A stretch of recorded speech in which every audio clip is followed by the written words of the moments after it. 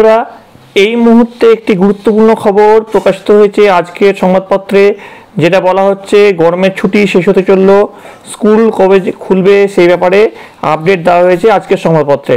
দেখে নেব সেই আপডেট। এপ্রিলের মাঝামাঝি সময় গরম বৃদ্ধি পেয়েছিল রাজ্যে, তৈরি হয়েছিল তাপপ্রবাহের পরিস্থিতি। সেই আবহে রাজ্যের সরকারি স্কুলতে আগে ভাগেই গরমের ছুটি দেওয়ার কথা ঘোষণা করেছিল শিক্ষা দপ্তর। তাপপ্রবাহের কারণে রাজ্যের সরকারি স্কুলগুলিতে আগেভাগেই দেওয়া হয়েছিল গরমের ছুটি। শেষে কবে খুলছে স্কুলগুলি এবার জানিয়ে দিল মধ্যশিক্ষা পর্ষদ। 2রা জুন রবিবার পর্যন্ত স্কুলগুলিতে গরমের ছুটি থাকছে। শিক্ষা দপ্তর সূত্রে খবর, সোমবার 3রা জুন থেকে শুরু হবে পঠন পাঠন। ভোটের আবহে স্কুল খোলার সম্ভাবনা নেই বলেই খবর। এপ্রিলের মাঝামাঝি সময় থেকে গরমের ছুটি বৃদ্ধি পেয়েছিল রাজ্যে, তৈরি হয়েছিল তাপপ্রবাহের পরিস্থিতি। সেই আবহে রাজ্যের সরকারি স্কুলগুলিতে আগে ভাগেই গরমের ছুটি দেওয়ার কথা ঘোষণা করেছিল শিক্ষা দপ্তর। 22 এপ্রিল থেকে রাজ্যের সরকারি স্কুলে ছুটি দেওয়া হয়েছিল, যদিও স্কুল কবে খুলবে তা তখনও জানানো হয়নি। মধ্যশিক্ষা পর্ষদের ক্যালেন্ডার অনুযায়ী যদিও 6 মে থেকে গরমের ছুটি শুরু হওয়ার কথা ছিল, শেষ হওয়ার কথা ছিল 2রা জুন। ওই দিন রবিবার থাকায় পরের দিন সোমবার 3রা জুন স্কুল খোলার কথা ছিল। এবছর গরমের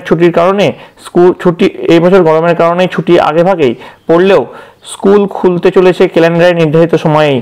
গরমের কারণে স্কুল বন্ধ রাখা নিয়ে অনেকেই প্রশ্ন তুলেছিলেন। শিক্ষক মহলের একাংশ দাবি করেছিলেন বৃষ্টি হওয়ার পর খুলে দেওয়া হোক স্কুল, তারপর নির্ধারিত সময় থেকে আবার স্কুলগুলিকে গরমের ছুটি দেওয়া হোক। চলতি সপ্তাহে গরম অনেকটাই কমেছে পশ্চিমবঙ্গে। এই আবহে শিক্ষক মহলের একাংশ আবার সরব হন, দাবি করেন এখনই স্কুল খুলে দেওয়া হোক। যদিও শিক্ষা দপ্তরের একাংশের সূত্রে জানা গিয়েছিল ভোটের আবহে স্কুলগুলো খোলা হবে না, কারণ বেশিরভাগ শিক্ষক ভোটের কাজে ব্যস্ত। বিভিন্ন স্কুলেও চলবে ভোট গ্রহণ। সেই মতো স্কুলগুলিকে আভাস দেওয়া হয়েছে যে 30 জুন থেকে শুরু হবে পঠন পাঠন।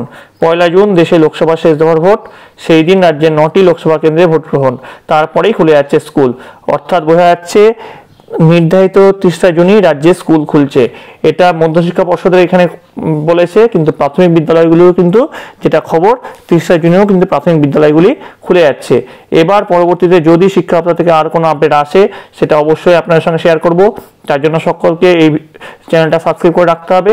যদি ভিডিওটি ভালো লেগে থাকে অবশ্যই লাইক করতে হবে এবং বন্ধুদের কাছে অনেক শেয়ার করতে হবে।